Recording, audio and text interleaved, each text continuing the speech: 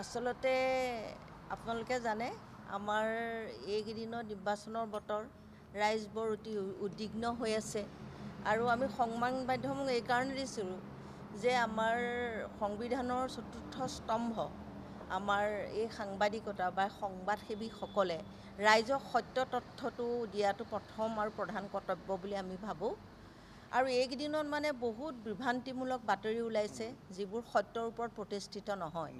এতিয়া আমিও এটা ৰাজনৈতিক দল অসম গণ পৰিষদ NDAৰ লগত আমি জড়িত হৈ আছোঁ আৰু আপোনালোকে জানে এই বহমপুৰ সমষ্টিটো অতি দায়িত্বশীলভাৱে আমি সুসংগঠিত হৈ তৃণমূলৰ পৰা আমি নিৰ্বাচনৰ ভাৱে সংগঠন কৰি আমি নিৰ্বাচনৰ কাৰণে সাজু হৈছোঁ আৰু এই মুহূৰ্তত মানে বহমপুৰবাসী ৰাইজ অতি উদ্বিগ্ন হৈছোঁ। আমি এখন সভা কৰি আহিছোঁ, তাতে আমাৰ সংগঠনৰ বিষয়ে আলোচনা কৰি মানুহবিলাকে কি কৰিম কি হ'ব এতিয়া এনেকুৱা ধৰণৰ তেওঁলোকৰ মন্তব্য আমি পাইছোঁ।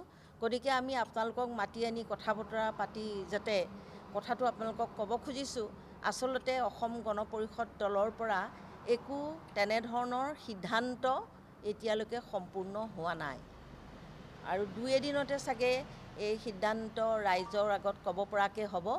এতিয়া চলি আছে কথা বতৰা, গতিকে ৰাইজ বিভ্ৰান্ত হ'ব নালাগে আৰু আপোনালোকে বিশ্বাস ৰাখক এইবাৰ চিটটো অসম গণ পৰিষদ দলে NDA হিচাপে আমি বহমপুৰত পাম আৰু আপোনালোকৰ প্ৰাৰ্থীক আমি জিকাই নিবলৈ সক্ষম হ'ম আৰু NDA চৰকাৰত আমাৰ মাননীয় মুখ্যমন্ত্ৰী ডাঙৰীয়াত নিশ্চয় আমাৰ যিগৰাকী প্ৰাৰ্থী বিজয়ী হ'ব তেওঁ সহায় কৰিব পাৰিব। বহমপুৰ প্ৰাৰ্থীৰ পৰা আপোনালোকে জানে মই নামটো কৈ দিব এতিয়া খোজা নাছিলোঁ, তথাপিও আপোনালোকে সুধিছে যেতিয়া কৈছোঁ আমি মণিমাধৱ মহন্তক বিচাৰিছোঁ বহমপুৰ সমষ্টিৰ পৰা।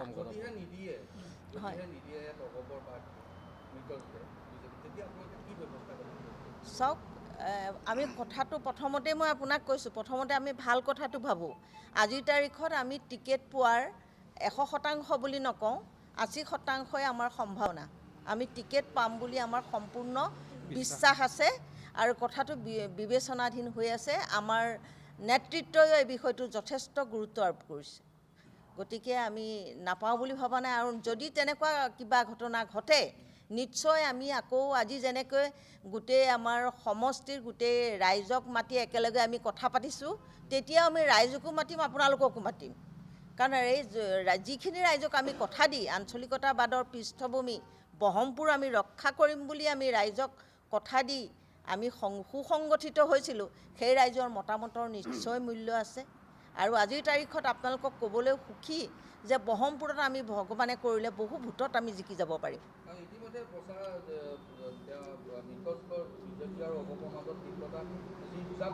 হয়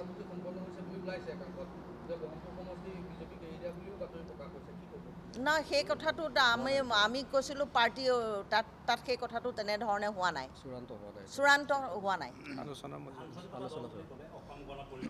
হয় হয় হয় হয় কিন্তু খুব কম সংখ্যক আসনহে অসম গণ পৰিষদে লাভ কৰা তেনেকুৱা এটা ইংগিত পোৱা গৈছে। আঞ্চলিকতাবাদৰ দলৰ আপুনি এগৰাকী সদস্য হৈ আপুনি কি ক'ব, এই ক্ষেত্ৰত কি আশা কৰে আপোনালোকে? নহয়, মই ভাবোঁ যে এইটো ক্ষেত্ৰত বহমপুৰৰ ক্ষেত্ৰত কোনো চূড়ান্ত হোৱা নাই আৰু তথাপিও হয় ৰাজ্যখনৰ ক্ষেত্ৰত মই ভাবোঁ যে অসম গণ পৰিষদ দলে সন্তোষজনক আসন যিখিনি অগপত দাবী কৰিছে সেই আসনসমূহ পাব লাগে। কাৰণ এইটোৰ লগত কেৱল নিৰ্বাচনৰ হৰা জিকাটোৱেই নহয়, অসমত আঞ্চলিকতাবাদৰ স্বাৰ্থ অসমবাসীৰ স্বাৰ্থ জড়িত হৈ আছে। এই কথাটোত কেন্দ্ৰীয় নেতৃত্বই গুৰুত্ব আৰোপ কৰি আমাৰ আসন বৃদ্ধি কৰিব লাগে। এটা প্ৰশ্ন, 2021 চনত এটা আপোনালোকে কৈছে যে সেই সময়ৰ প্ৰাক্তন মুখ্যমন্ত্ৰী প্ৰাক্তন মুখ্যমন্ত্ৰী অগপতৰৰ অসুস্থতাৰ বাবে আপোনালোকে এৰি দিছিল বুলি কৈছে। কিন্তু এতিয়া আপোনালোকৰ যিখিনি কাৰ্যকৰ্তা আছিল তেওঁলোকে বিৰোধিতা কিয় নকৰিলে? কাৰণ এইটো দুৰ্গ আছিল, মুখ্যমন্ত্ৰী অগপৰ দুৰ্গ আছিল, কিন্তু আপোনালোকে কোনো ধৰণৰ বিৰোধিতা নকৰিলে। চাওক, কিছুমান কথা এনেই ঘাঁহ খুচৰি এতিয়া ডাঙৰ কৰা সময় নহয়, বেয়া নাপাব আপোনালোকে, এতিয়া ঘাঁহ খুচৰাৰ সময় নহয়। এতিয়া আমি এটা স্থিৰ সিদ্ধান্ত লৈ আমি কেনেধৰণে আমি টিকেট বহমপুৰ উদ্ধাৰ কৰিব পাৰিম এই বিষয়টো চিন্তা চৰ্চা কৰিব লাগে। জন আশীৰ্বাদ যাত্ৰাত ইতিমধ্যে মুখ্যমন্ত্ৰী ডাঙৰীয়া আহি এটা ইংগিত দিছে, যিটো আমি পুনৰবাৰ টিকেট দিয়া বিজেপি ফালৰ পৰা। তেনেকুৱা আমিতো ইংগিত শুনা নাই।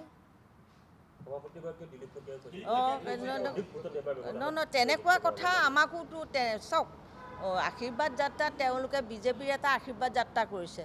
বিজেপিৰ আশীৰ্বাদ যাত্ৰাত তেওঁলোকে বিজেপিৰ কথাই ক'ব, আমাৰ কথা ক'ব নেকি? যদি অসম গণ পৰিষদ দলে আশীৰ্বাদ যাত্ৰা কৰে অসম গণ পৰিষদৰ দলৰ কথা ক'ব। তেওঁলোকেতো বিজেপিৰ আশীৰ্বাদ যাত্ৰা, তেওঁলোকে তেওঁলোকৰ আশীৰ্বাদৰ কথা ক'ব। মিত্ৰজোঁট হ'লে আমি মিত্ৰজোঁটৰ যাত্ৰা কৰা নাইতো। তেওঁলোকে আশীৰ্বাদ যাত্ৰা মাননীয় মুখ্যমন্ত্ৰী ডাঙৰীয়াই নিজাকে বিজেপিৰ যাত্ৰা কৰিছে। কালি আমাৰ মাননীয় সভাপতি মহোদয়ে সংবাদ মাধ্যমৰ আগত